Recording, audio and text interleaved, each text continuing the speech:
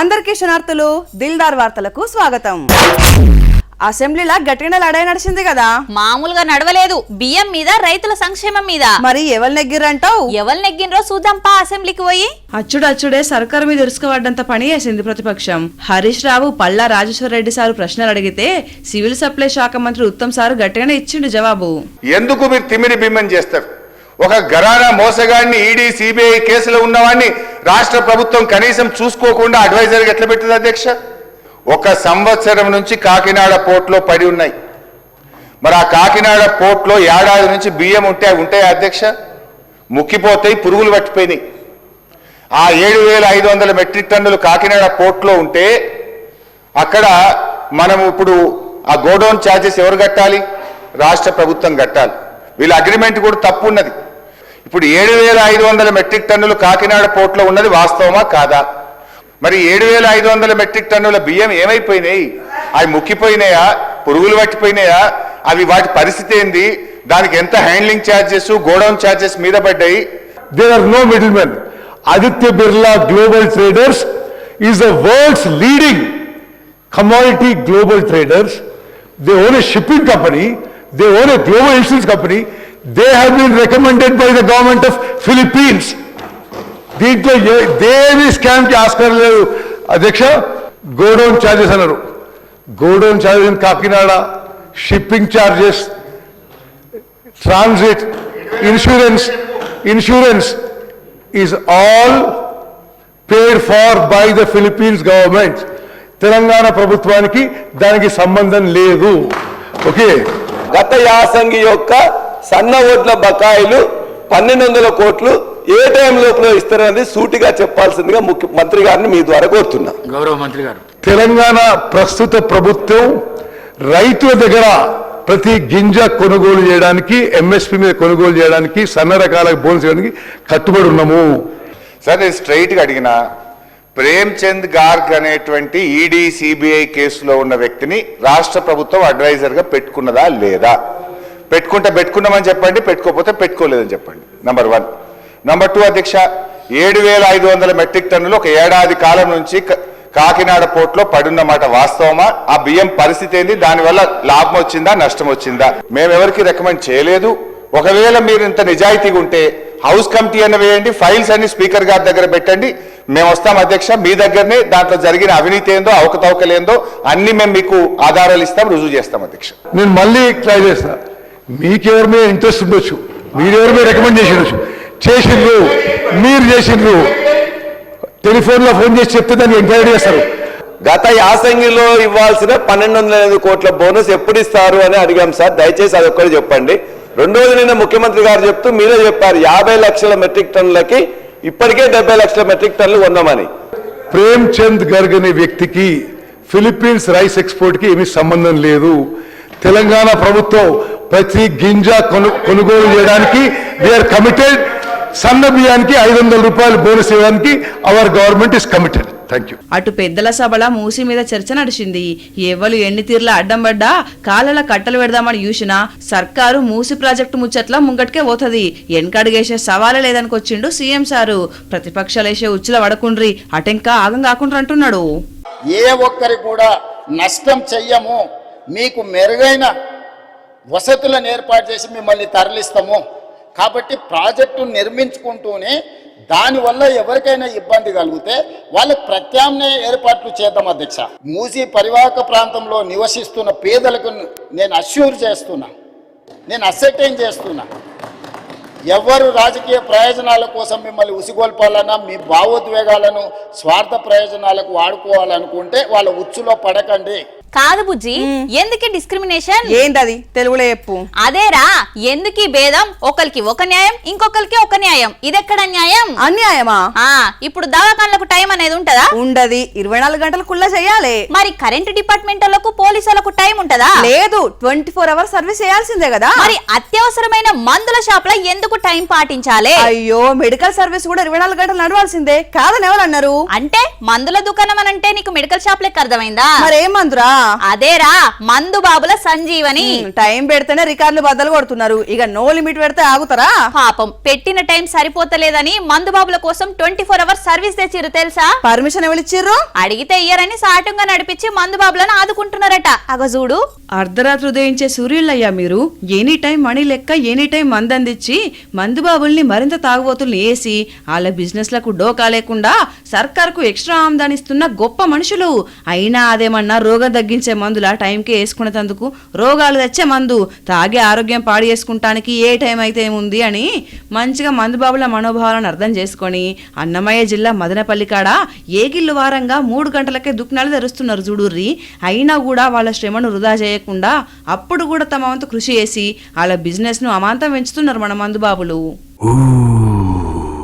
అసలైతే సర్కార్ ఇచ్చిన టైం పొద్దుగాల 10 గంటలకు తెరవాలి, కానీ అప్పటిదాకా ఈ అత్యవసర సర్వీస్ బంద్ పెడితే ఎట్లా?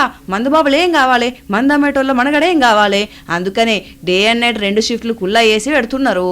అంటే మీరు చెప్తే గానీ ఎక్సైజ్ అధికారులకు తెలియదా అని అనుకోవచ్చు. ఎందుకు తెలియదు? తెలిసినా వాళ్ళు కూడా మానవతా దృక్పథంతో మందు బాబుల మనసును అర్థం చేసుకొని మామూలు తీసుకొని అదే మామూలు విడిచిపెడుతున్నారట. మీకు అర్థమవుతుందా? ఈ వార్త బయటకు వచ్చి సర్కార్ స్పందించి షరతులు వర్తించి వైన్స్ టైం పాటిస్తే మందు బాబులు ఎంత మనస్తాపం చెందుతారో, కానీ తప్పదు. ఆహా ఏమి రుచి అనరామై మరచి రోజు తిన్నా మరి మోజే తీరనిది. ఏందో అంత రుచిగా ఉన్నది. ఏం తెచ్చినావు స్పెషల్? ఆంధ్ర వంటకాల గురించి చెప్తానరా? అయ్యో, నువ్వు కొత్తగా చెప్పినట్టే చేస్తున్నావు కదా, ఇంకేమన్నా వండి పట్టుకొచ్చినావేమో అనుకున్నా. నేను వండలేదు గాని ఫుడ్ ఫెస్టివల్ అవుతుందట, తీసుకుపోతాపా. అబ్బా అవునా? ఎక్కడ? నాన్ వెజ్ ఉంటుందా? నాకు మాత్రం ఏం తెలుసు, ఆ వార్త చూస్తే తెలుస్తది ఏమేమి నడుస్తున్నాయో. వార్తనా? నేను ఇంకా నిజంగా తీసుకుపోయి తిందామంటున్నావేమో అనుకున్నా. నువ్వు ఆ లాలాజలం కంట్రోల్ చేసుకో, నచ్చితే పోదాం తీరా. అదింత పని ముందు చూద్దాంపా. అయితే ఓకే, చూపెట్టండి అయ్యా ఒక్క వంటకం. వారిని జనం ఇప్పటికే ఎగబడ్డరు కదా, ఎక్కడనుకుంటున్నారా? మన విశాఖపట్నంలో ఆంధ్ర విశ్వవిద్యాలయంలా.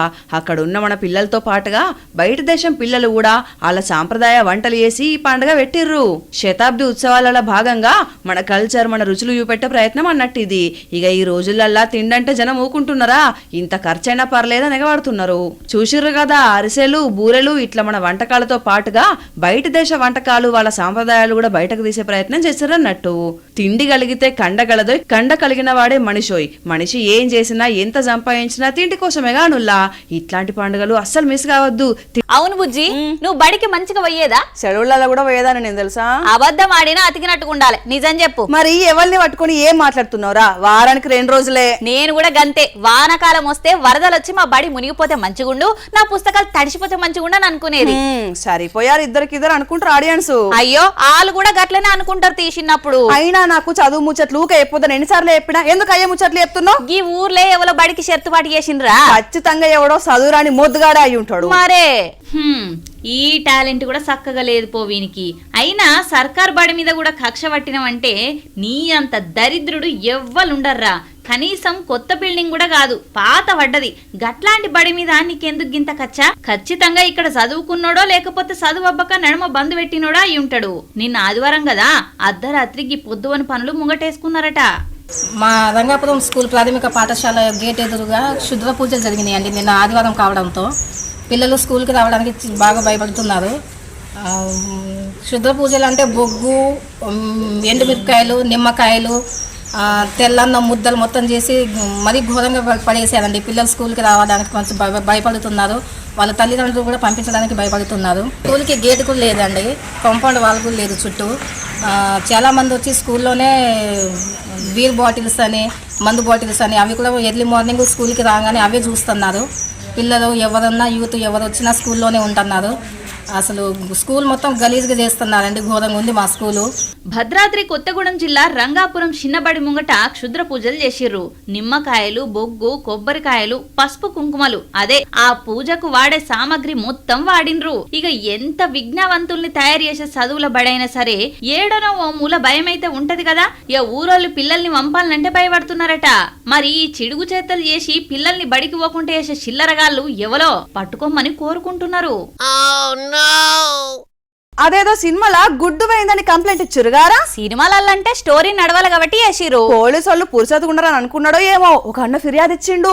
ఏంది గుడ్డు పోయిందనా? ఇక్కడ పోయింది గుడ్డు కాదు మరేందిగా? ఏందో ఆ కాక కాడికే పోదాంపా. ఒక దిక్కు షియ్య కూరల రేట్లు శితం చింతకొమ్మలెక్కి కూసుంటే మార్కెట్ల నాసరక ముక్క కూర అమ్ముతున్నారని సీదా పోలీస్ స్టేషన్ మెట్లెక్కిండు అనంతపురం జిల్లా తాటిపత్రికాడుండే హాజీ అనగి కాక. ఐతారం గోలే మంచిగా గోలిచుకొని తిందామని టౌన్ లోనే ఉన్న మటన్ కొట్టు కాడికి పోయి పొట్టేలు మాంసం తెచ్చిండట. పాడై ఎంతసేపు కుక్కర్లో ఉడకబెట్టినా ఉడుకుతలేదట. సీదా ఆ కూర గిన్నెను పట్టుకొని న్యాయం చెప్పుండ్రాని కాకిల కాడికి వచ్చిండు. ఏం చేసిండ్రు సార్ మరి మీరు?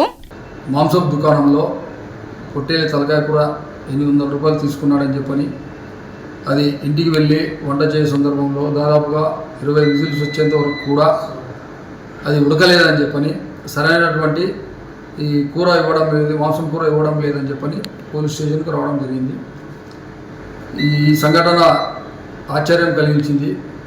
నిత్యము ఏదో ఒక ఆందోళనతో ఉండేటువంటి తాడిపత్రి పట్టణంలో అకస్మాత్తుగా ఈ విధమైనటువంటి కంప్లైంట్ రావడం ఒకంత ఆశ్చర్యాన్ని కలిగించింది. సదరు హాజీ ఈ యొక్క తలకాయ కూర ఉడకడం లేదని చెప్పని పోలీస్ స్టేషన్కు వెళ్ళినాడని చెప్పిన సమాచారం తెలుసుకున్న మాంసం దుకాణదారుడు అతనికి ప్రత్యామ్నాయంగా మరి ఒక కేజీ మామూలు మాంసాన్ని ఇచ్చినాడని చెప్పని తెలిసింది. అమ్మో, హాజీ కాక మామూలుడు కాదు కదా, మొత్తానికి మళ్ళొక్క కిలో కూర వసూలు చేసిండన్నట్టు. మరి అమ్మేటోళ్ళైనా మంచి కూర అమ్మాలి కదా, రేట్ ఏమన్నా తక్కువ తీసుకుంటున్నారా? ముక్క కూరను బంగారం జోకినట్టే జోకబట్టే. అందుకే కడుపు మండిన హాజీ కాక పోలీసుల కాడికి వచ్చి పెట్టిన పైసలకు న్యాయం చేసుకుని పోయిండు. చూసింది చాలు, అడిగిన దానికి ఆన్సర్ చెప్పు. పాములు పగబడతాయి, నిన్నయాల కుక్కలు కోతులు కూడా పగబడుతున్నాయని అర్థమవుతుంది కానీ పందులు ఉన్న ఆఖరికి మాకేం తక్కువ? మేం జంతువులం కాదా? మాకు మాత్రం బలం లేదా? జనం మీద తిరగబడలేమా అని అనుకున్నట్టు అనుకోని ఏం చేస్తున్నాయో చూడోసారి. ఇప్పటికెళ్ళి తిట్టేటప్పుడు దాని పేరు వాడకపోతేనే మంచిదిరా. పందే కదా అని లైట్ తీసుకుంటే జర్రంతలా లేవట్టెత్తేస్తుండే. ఆ బుజ్జి గుండె గట్టిది కాబట్టి గట్ల నిలబడి చూస్తుంది. ఇంకోలైతే అదురుకే అడ్డం పడుదురు. సిద్దిపేట పటేల్పూర్లా గీ అడవి పంది హాట్ టాపిక్ అయింది. ఎదురొచ్చిన వాళ్ళని ఎత్తేసి పోతుందట. మరి అడవిలకెళ్ళి తప్పించుకొని తొవ్వ దొరకక పిచ్చిలేసిందో, భయపడి ఎదురు మలుతుందో, లేదంటే భయంతో కూడిన బాధ వల్ల వచ్చిన కన్ఫ్యూజన్ లా మనుషుల మీద పడుతుందో తెలియదు గాని ఓ దిక్కు కోతులు, కుక్కలు, పందులు గిట్లా రౌండ్ అప్ చేసి కన్ఫ్యూజ్ చేస్తున్నాయిగా.